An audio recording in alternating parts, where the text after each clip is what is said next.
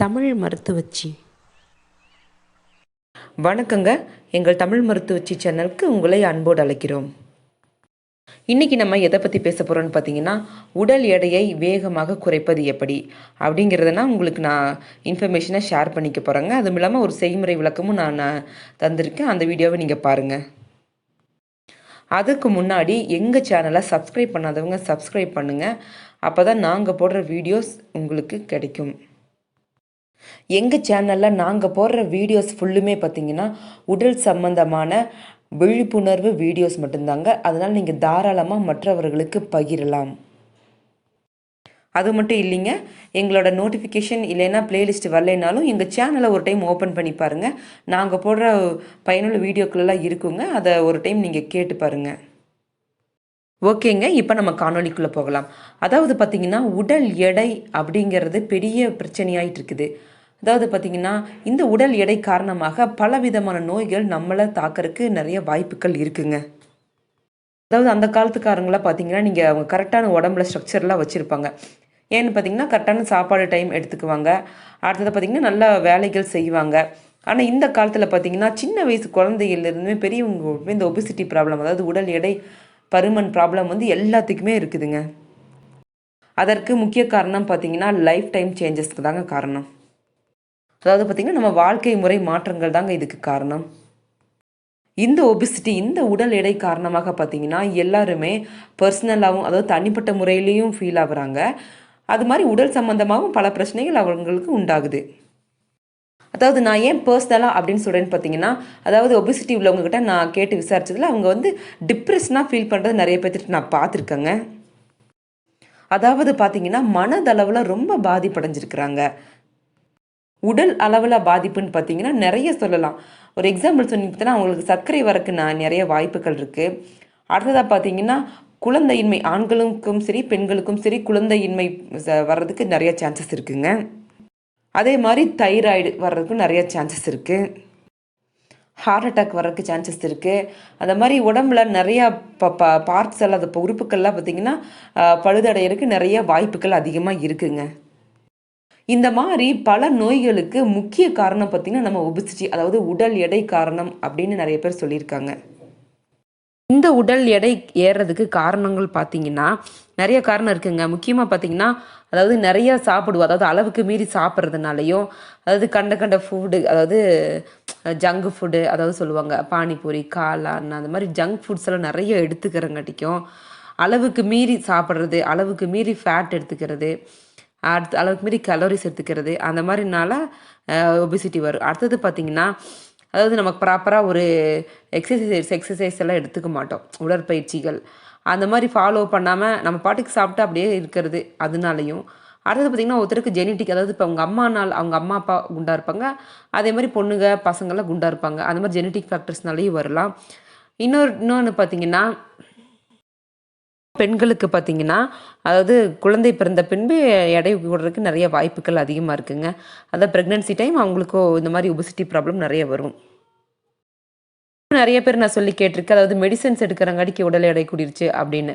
இந்த மாதிரி நிறைய காரணங்களால உடல் எடை வந்து கூடுறதுக்கு வாய்ப்புகள் நிறையா இருக்குதுங்க. அந்த ஏறின உடல் எடையை, அதாவது இப்போ நம்ம ஒல்லியாக இருக்கும்போது குண்டாகிறது ஈஸிங்க. ஆனால் அந்த குண்டாக இருந்துட்டு ஒல்லியாகும்போது பார்த்திங்கன்னா அது ரொம்ப ரொம்ப கஷ்டம். உடல் எடையை குறைக்கிறது அவ்வளோ ஒன்றும் ஈஸி கிடையாதுங்க. ரொம்ப கஷ்டப்படணும். அதாவது இப்போ நம்ம நிறைய சிலவற்றை நம்ம விட்டு கொடுத்தால்தான் இந்த உடல் எடையை நம்ம குறைக்க முடியுங்க. ஃபஸ்ட்டு பார்த்திங்கன்னா வெயிட் கண்ட்ரோல், அதாவது பார்த்திங்கன்னா வெயிட்டை வந்து கண்ட்ரோல் பண்ணியாகணும். அதாவது பார்த்திங்கன்னா வெயிட் கண்ட்ரோலுங்கிறது நம்ம வயசுக்கு ஏற்ற மாதிரி, நம்மளோட ஹைட்டுக்கு ஏற்ற மாதிரி நம்ம வெயிட் வந்து இருக்கா அப்படிங்கிறத நம்ம செக் பண்ணுங்க. அது எப்படின்னு பார்த்தீங்கன்னா ஒரு வெயிட் சார்ட் பார்த்தீங்கன்னா தெரிஞ்சிடும். அந்த வெயிட் சார்ட்டில் நம்மளோட வயசு, ஹைட்டு, வெயிட் அந்த மாதிரி கரெக்டாக கொடுப்பாங்க. அப்போ அந்த சார்ட்டில் பார்த்திங்கன்னா நீங்கள் எவ்வளோ வெயிட் ஓவராக இருக்கீங்க அப்படிங்கிறது காட்டும். அப்போது நீங்கள் வந்து அந்த வெயிட்டை வந்து நீங்கள் நம்ம சாப்பாட்டு வழியாகவும் இல்லைன்னா உடற்பயிற்சி, அதை எக்ஸசைஸ் வழியாகவும் நீங்கள் அதை கம்மி பண்ணுறதுக்கு நீங்கள் ட்ரை பண்ணலாம். அடுத்ததாக பார்த்தீங்கன்னா கலோரிஸ் கண்ட்ரோல், அதாவது பார்த்திங்கன்னா உடல் பருமனுக்கு முக்கிய காரணம் பார்த்திங்கன்னா ஹை கலோரிஸ் நம்ம உடம்புல இருக்கும். அதனால தான் உடல் வந்து பருமன் ஆகுது அப்படின்னு சொல்லுவாங்க. அதனால நம்ம உடம்புல அதாவது எவ்வளோ கலோரிஸ் இருக்குது அப்படிங்கிறத கண்டுபிடிச்சி அந்த கேலோரிஸை வெளியே அனுப்புறதுக்கு நீங்கள் நிறைய ட்ரை பண்ணணும். அப்போ தான் உடல் வந்து ஆட்டோமேட்டிக்காக கம்மியாக ஆரம்பிச்சிடும். அதனால் ஃபஸ்ட்டு நீங்கள் டயட் கண்ட்ரோலில் ஃபாலோ பண்ணி கேலரியை வெளியே அனுப்ப ட்ரை பண்ணுங்கள். அடுத்ததாக பார்த்தீங்கன்னா ஹெல்த்தி ஃபுட். அதாவது பார்த்தீங்கன்னா உடல் பருமனுக்கு முக்கிய காரணம் பார்த்தீங்கன்னா ஆரோக்கியமில்லாத உணவுகளை உட்கொள்றங்காட்டிக்கு தான் உடல் வந்து பருமன் ஆகிறதுக்கு நிறைய சான்சஸ் இருக்குங்க. ஆரோக்கியமில்லாத உணவுகள் அப்படின்னு எதை சொல்கிறேன்னு பார்த்தீங்கன்னா ஜங்க் ஃபுட்ஸ். அதாவது பார்த்தீங்கன்னா இந்த மாதிரி இப்போ ரோட்டில் விற்கிற பானிபூரி அந்த மாதிரி கண்ட எண்ணெயில் செஞ்ச உணவுகளை உட்கொள்றங்காட்டிக்கும், அடுத்ததாக பார்த்தீங்கன்னா அதாவது சர்க்கரையில் செஞ்ச உணவுகளை சாப்பிட்றங்காட்டிக்கும், அப்புறம் இந்த எண்ணெயில் செஞ்ச அதாவது பூரி, பரோட்டா அந்த மாதிரி மாவு பொருட்களை அந்த மாதிரி சாப்பிட்றங்காட்டிக்கும் உடல் பருமன் ஆகிறதுக்கு நிறைய சான்சஸ் இருக்குங்க. முக்கியமாக பீஸா, பர்கர், இந்த இளைய தலைமுறை பீஸா, பர்கர் வித்து கார்போஹைட்ரேட் அதாவது குளிர்பானங்களை சாப்பிட்றாங்க. இதனால் பார்த்திங்கன்னா பயங்கரமாக உடல் பருமன் ஆகிறதுக்கு நிறைய சான்சஸ் இருக்குது. அதனால் தயவு செஞ்சு அதை நீங்கள் தவிர்த்துக்கிட்டாலே உங்கள் உடல் வந்து எடை குறையிறதுக்கு உடல் தானாக குறைஞ்சிருங்க. இந்த மாதிரி ஆரோக்கியம் இல்லாத உணவுகளை தவிர்த்துட்டு நல்ல நல்ல சத்துள்ள உணவுகள் நிறைய இருக்குங்க. அதை நீங்கள் எடுத்துக்கிட்டிங்கன்னா உடல் பருமன் தானாக குறைஞ்சிருங்க. அடுத்ததாக பார்த்திங்கன்னா பேலன்ஸ் டயட். அதாவது பார்த்திங்கன்னா உடல் பருமனுக்கு முக்கியம் வந்து கரெக்டான அளவாக சாப்பிட்டு வந்தோன்னா அந்த உடல் பருமன் தானாக குறைஞ்சிரும். அதாவது பார்த்திங்கன்னா கரெக்ட் டைமுக்கு கரெக்டாக சாப்பிட்டு வரணும். இப்போ ஒரு எக்ஸாம்பிள் சொல்கிறேன். காலையில் பார்த்திங்கன்னா டிஃபனுக்கு ஒரு 2 இட்லி இல்லைனா 2 தோசை இவ்வளோ தான் எடுக்கணும். பூரி, சப்பாத்தி, பரோட்டா இதெல்லாம் நீங்கள் எடுக்காதீங்க. மதிய சாப்பாடு 1 கப்பு சோறு, அதாவது சாப்பாடு அரிசி சொல்கிறேன், அரிசி சாப்பாடு, அப்புறம் 1 கப் பொரியல், அந்த ஏதோ ஒன்று காய்கள் பொரியல், குழம்பு, ரசம் இதை மட்டும் சாப்பிட்டுக்குங்க. அப்புறம் பார்த்திங்கன்னா நைட்டுக்கு அதே மாதிரி 2 தோசை, அந்த மாதிரி 2 இட்லி, அந்த மாதிரி சாதாரணமாக சாப்பிட்டு வந்தாலே இந்த மாதிரி உடல் பருமனை நம்ம தப்பிச்சுக்கலாம். பேலன்ஸ் டயட் கண்டிப்பாக ஃபாலோ பண்ணி தாங்க ஆகணும். அப்புறம் முக்கியமாக பார்த்திங்கன்னா சில பேர் நான் உடம்பு குறைக்கிறேன் அப்படின்ட்டு என்ன பண்ணுவாங்க, ஏதோ ஒரு டயட்டை வந்து ஸ்கிப் பண்ணுவாங்க. அதாவது காலை உணவு இல்லை மதிய உணவு அந்த மாதிரி ஸ்கிப் பண்ணுவாங்க. தயவு செஞ்சு அதை மட்டும் பண்ணிடாதீங்க. இதனால் என்ன ஆகுன்னா வயிற்றுப்புண், அதாவது அல்சர் வரக்கு நிறைய வாய்ப்புகள் இருக்குது. அதனால் அதாவது பேலன்ஸ் டயட்டை ஃபாலோ பண்ணிட்டு வந்தால் நல்லதுங்க. அதை விட்டு நம்ம ஸ்கிப் பண்ணுறேன் அப்படின்னு சொல்லிட்டு நீங்கள் ஏதோ ஒன்றை விடுத்து நீங்கள் உணவுகள் எடுத்துட்டிங்கன்னா அது வேறு பிரச்சனைகள் தான் கொண்டு வரும். தயவு செஞ்சு அதை ஃபாலோ பண்ணாதீங்க. அடுத்ததாக பார்த்தீங்கன்னா எக்ஸசைஸ், அதாவது உடற்பயிற்சி. அதை ஃபாலோ பண்ணால் மட்டும்தாங்க உங்கள் உடல் வந்து எடை குறையிறதுக்கு நிறைய வாய்ப்புகள் இருக்குது. அதை விட்டுட்டு நான் வெளியே போய் உடல் எடை குறைக்கிறேன்னு சொல்லிட்டு அந்த மருந்து அங்கங்கே நீங்கள் போய் வாங்கி சாப்பிட்டிங்கன்னா அது என்னென்னா பின்னாடி சைடு எஃபெக்ட்ஸ் வரும். அதனால் தயவு செஞ்சு நீங்கள் அந்த வேலை செஞ்சிடாதீங்க. எக்ஸசைஸ் பண்ணுங்கள், வீட்டில் யோகா பண்ணுங்கள், எக்ஸசைஸ் பண்ணுங்கள், வாக்கிங் போங்க. அந்த மாதிரி பண்ணிங்கன்னா உடல் எடை குறையிறதுக்கு நிறைய வாய்ப்புகள் இருக்குது. தயவு செஞ்சு வேறு எந்த இதுவும் நீங்கள் ட்ரை பண்ணாதீங்க. அடுத்தது பார்த்திங்கன்னா நல்ல தூக்கம். அதாவது பார்த்திங்கன்னா நம்ம கரெக்ட் டைம் சாப்பிட்றது மட்டும் கிடையாதுங்க, கரெக்ட் டைம் தூங்கவும் செய்யணும். அதாவது இப்போ நீங்கள் டிஃபன் வந்து ஒரு 9-10 மணிக்குள்ளே முடிச்சிட்டிங்கன்னா நீங்கள் ஒரு அரை மணி நேரம் 1 மணி நேரம் கழிச்சு டக்குன்னு தூங்க ஆரம்பிச்சிடணும். 8 மணி நேரம் தூக்கங்கிறது கணக்கில் வச்சு நீங்கள் கரெக்டாக தூங்கி எந்திரிக்கணும். அதே மாதிரி பகல் நேரத்தில் கண்டிப்பாக தூங்கக்கூடாதுங்க. அதனாலே உடல் பருமன் ஆகிறதுக்கு நிறைய சான்சஸ் இருக்குது. அப்புறம் பார்த்திங்கன்னா சாப்பிட்ட உடனே தூங்கவும் கூடாது. அதுவும் உடல் பருமன் ஆகிறதுக்கு நிறைய சான்சஸ் இருக்குதுங்க. அடுத்ததான் நான் முக்கியமாக என்ன சொல்ல விரும்புகிறேன்னா, அதாவது உடல் பருமன் இருக்கிறவங்க பார்த்திங்கன்னா ஒரு டைம் டாக்டர்கிட்ட, அதாவது மருத்துவர்கிட்ட உங்கள் உடம்பை போய் செக் பண்ணிக்கிங்க. அவங்க வந்து ஒரு பிளட் டெஸ்ட் எழுதி கொடுப்பாங்க. அந்த ரத்த பரிசோதனையில் பார்த்திங்கன்னா உங்கள் உடலில் சத்துக்கள் வந்து எத்தனை அளவு இருக்குது அப்படிங்கிறத கிளியராக காட்டுங்க. அதன்படி நீங்கள் டயட்டை ஃபாலோ பண்ணிட்டு வந்தீங்கன்னா உங்களுக்கு ஈஸியாக உடல் பருமனை குறைச்சிக்கலாங்க. அதை விட்டுட்டு தானே எல்லாம் நான் பண்ணுறேன் அப்படின்ட்டு நீங்கள் எந்த ஒரு ரிஸ்க்கும் எடுக்காதீங்க. ஒரு நல்ல டாக்டர்கிட்ட போய் செக்கப் பண்ணிக்கிங்க. நான் இவ்வளோ சொல்லதுலேருந்தே உங்களுக்கு ஒரு ஐடியா கிடச்சிருக்கும். அதாவது பார்த்திங்கன்னா உடல் பருமனை குறைக்கிறதுக்கு நல்ல டயட் ஃபாலோ பண்ணணுங்க ஃபஸ்ட்டு. 2வது பார்த்திங்கன்னா சோம்பேறித்தனப்படாமல் சுறுசுறுப்பாக எல்லா வேலைகளையும் செய்யணும். முக்கியமாக உடற்பயிற்சி, அதாவது எக்ஸசைஸை ஃபாலோ பண்ணணும். அடுத்ததாக பார்த்திங்கன்னா ஆரோக்கியமான உணவுகளை மட்டுமே எடுத்துக்கணும்.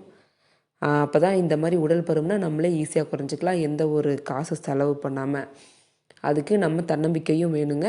இதெல்லாம் சேர்த்துனா நம்ம இதில் வெற்றி அடையலாம். அடுத்ததாக பார்த்திங்கன்னா உடல் எடை குறைய, அதாவது வெயிட் லாஸ்க்காக ஒரு ஜூஸ் வந்து உங்களுக்கு செய்முறை விளக்கம் காட்டுறேங்க. அதை ஃபாலோ பண்ணிவிட்டு வாங்க. கண்டிப்பாக பலன் கண்டிப்பாக கிடைக்கும். நிறைய பேர் இதை ட்ரை பண்ணி பலன் கிடச்சிருக்குங்க. அந்த ரிசல்ட் நல்லா போனங்கிறதுக்கு தான் உங்களுக்கு நான் ரெக்கமெண்ட் பண்ணுறேன். இதையும் நீங்கள் ஃபாலோ பண்ணுங்கள். இந்த ஜூஸ் வந்து பார்த்திங்கன்னா எந்த ஒரு சைடு எஃபெக்ட்டும் கிடையாது, எந்த ஒரு கெமிக்கலும் கலக்க போகிறது கிடையாது. நம்ம வீட்டில் இருக்கிற உணவுப் பொருட்களை வச்சே உருவாக்கப்பட்ட ஜூஸ் தாங்க இது. அதனால் நீங்கள் தாராளமாக ட்ரை பண்ணலாம். இதில் எந்த ஒரு சைடு எஃபெக்ட்டும் கிடையாதுங்க. இந்த ஜூஸை செஞ்சுட்டு நான் சொல்கிறபடி நீங்கள் ஃபாலோ பண்ணுங்கள். அப்போ தான் இதோட பலன் வந்து கிடைக்கும். அதனால் இதை ஸ்கிப் பண்ணாமல் பாருங்கள். ஓகேங்க, இப்போ நம்ம செய்முறைக்குள்ளே போகலாங்க. அதாவது இந்த ஜூஸுக்காக தேவைப்படும் பொருட்கள் பார்த்திங்கன்னா, ஒரு எலுமிச்சம்பழம், அதாவது ஒரு லெமன், அப்புறம் ஒரு துண்டு இஞ்சி, 1 பீஸ் ஜிஞ்சருங்க, அப்புறம் 8 பல்லு பூண்டு, அதாவது 8 கார்லிக் எடுத்துக்கோங்க. அடுத்ததாக பார்த்தீங்கன்னா இஞ்சி எடுத்துக்கோங்க. அந்த இஞ்சியை நல்லா தண்ணியில் நல்லா க்ளீனாக வாஷ் பண்ணிக்கிங்க. அதாவது ஏன் சொல்கிறேன்னா, அதில் மண் துகள்கள்லாம் இருக்கும். அதனால் நல்லா க்ளீனாக கழுவிட்டு தண்ணியில் கழுவிடுங்க. கழுவிட்டு அதோட மேலே இருக்கிற தோலை கம்ப்ளீட்டாக எடுத்துடணுங்க. ஏன்னா அது இந்த இஞ்சியோட தோல் வந்து நம்ம யூஸ் பண்ணக்கூடாது சமையலுக்கு. அதனால் அந்த இஞ்சியோட தோலை வந்து நல்லா க்ளீனாக எடுத்துடணுங்க. நீங்கள் இப்போ எதுக்கு சமைக்கிறனாலும் பரவாயில்ல, இஞ்சியோட தோலை நீங்கள் கம்ப்ளீட்டாக எடுத்துகிட்டு வெறும் அந்த இஞ்சியோட உள்ளே இருக்கிற இது மட்டும் தாங்க நீங்கள் போடணும். அப்புறம் உங்கள் வீட்டில் இருக்கிற கல் உரல் இல்லைனா சில்வர் உரல் ஏதோ ஒன்று எடுத்துக்கோங்க. அதில் நம்ம எடுத்து வச்ச அந்த 8 பல்லு பூண்டை தூக்கி உள்ளே போட்டு நல்லா தட்டுங்க. மிக்ஸி ஜாரில் அரைக்காதீங்க. ஏன்னு பார்த்தீங்கன்னா, அது ரொம்ப மசிஞ்சிரும், அதாவது ரொம்ப நைஸாயிரும். அப்படி நமக்கு தேவையில்லை. சும்மா லைட்டாக தட்டினா கூட போதும். அது மாதிரி லைட்டாக தட்டிட்டு நல்லா தட்டியிருக்க பாருங்கள், அந்த மாதிரி நல்லா கலக்கி விட்டு நல்லா தட்டிட்டு ஒரு டம்ளரில் எடுத்து உள்ளே போட்டுக்குங்க. நான் வந்து கிளாஸ் டம்ளர் யூஸ் பண்ணியிருக்கேன். ஏன் பார்த்தீங்கன்னா, உங்களுக்கு நான் செய்கிறது தெரியணும், நல்லா தெரியணுங்கிறதுக்காக நான் கிளாஸ் டம்ளர் யூஸ் பண்ணுறேன். நீங்கள் வந்து சில்வர் டம்ளர் இல்லைன்னா நீங்கள் காப்பர் டம்ளர், அந்த மாதிரி என்ன டம்ளர் வேணால் நீங்கள் யூஸ் பண்ணிக்கிங்க. அந்த மாதிரி டம்ளரில் நீங்கள் அந்த இடித்து வச்ச அந்த பூண்டை நீங்கள் உள்ளே எடுத்து போட்டுக்குங்க. அடுத்ததாக பார்த்தீங்கன்னா, அந்த இஞ்சியை எடுத்துக்கோங்க. இஞ்சியை வந்து நல்லா சின்ன சின்ன பீஸாக கட் பண்ணணும். நான் கட் பண்ணியிருக்க பாருங்கள். அந்த மாதிரி நீங்கள் இஞ்சியை வந்து இடிக்காதீங்க. இடிச்சிங்கன்னா அது ரொம்ப காரம் அதிகமாகிடும், உங்களுக்கு குடிக்கிறதுக்கு ரொம்ப கஷ்டமாக இருக்கும். அதனால் தான் நான் இஞ்சியை இடிக்கலை, அதனால தான் கட் பண்ணுறேன். இஞ்சி வந்து சின்ன சின்னதாக கட் பண்ணிக்கிங்க. அதாவது இஞ்சி பூண்டு இதோடைய மருத்துவ குணங்கள் வந்து நிறைய பேருக்கு தெரிஞ்சிருக்கும். ஆனால் உடல் பருமனுக்குரிய முக்கியமான பங்கில் இஞ்சி பூண்டு இருக்குது அப்படிங்கிறது நிறைய பேருக்கு தெரியுமான்னு எனக்கு தெரியாது. ஆனால் பார்த்திங்கன்னா, கண்டிப்பாக இந்த இஞ்சி பூண்டு வந்து முக்கியமாக இடத்துல இருக்குங்க. ஏன் தெரியுங்களா? இதில் இருக்கிற ஒரு ஆசிட், அது ஒரு அமிலம் பார்த்திங்கன்னா, நம்ம உடம்பில் இருக்கிற கெட்ட கொழுப்புகளை அழிக்கிற சக்தி நிறையா இருக்குங்க. அதனால தான் இஞ்சிக்கும் பூண்டுக்கும் ஃபஸ்ட்டு ப்ரிஃபரன்ஸ் நிறைய பேர் கொடுக்குறாங்க. நானும் அதனால தான் இந்த இஞ்சி பூண்டு ஜூஸை உங்களுக்கு நான் ரெக்கமெண்ட் பண்ணுறேன். சரிங்களா? ஏன்னா உடல் பருமன் இருக்கிறவங்க இதை ஃபாலோ பண்ணிங்கன்னா நிறையா சான்சஸ் இருக்குங்க கெட்ட கொழுப்புகள் வெளியே போகிறக்கு. ஓகேங்க, இப்போ பார்த்தீங்கன்னா, இப்போ டம்ளருக்குள்ளே நம்ம ஏற்கனவே பூண்டு பொடிச்சு வச்சுருந்த பூண்டு போட்டுட்டோம். அடுத்தது பார்த்திங்கன்னா, இந்த கட் பண்ண இஞ்சியையும் நம்ம உள்ள டம்ளருக்குள்ளே போட்டு வச்சுருவோங்க. அடுத்ததாக பார்த்திங்கன்னா, நம்ம அதாவது கொதிக்க வச்ச தண்ணீரை நம்ம எடுத்து வச்சுக்கணும் இதுக்கு முன்னாடியே. அந்த தண்ணீரை பார்த்திங்கன்னா, இந்த டம்ளருக்குள்ளே, அதாவது இஞ்சி பூண்டு டம்ளருக்குள்ளே அந்த சுடு தண்ணியை உள்ளே ஊற்றணுங்க. அதாவது ஒரு ஒரு முக்கால்வாசி ஊற்றிடுங்க. ஊற்றிட்டு அடுத்ததாக பார்த்திங்கன்னா, அதாவது லெமன் நம்ம வந்து புழிஞ்சு வச்சுக்கணும். கொஞ்சம் ஒரு டம்ளர்லேயே அதில் புழிஞ்சு வச்சுக்கோங்க. அதை பிழிஞ்சு வச்சுட்டு அந்த லெமன் ஜூஸு ஒரு 2 ஸ்பூன் எடுத்து அந்த இஞ்சி பூண்டு தண்ணி கலக்கியிருக்கோம்ல அந்த தண்ணிக்குள்ளே கலக்கணுங்க. 2 ஸ்பூன் லெமன் ஜூஸை உள்ளே போட்டு நல்லா கலக்கணும்.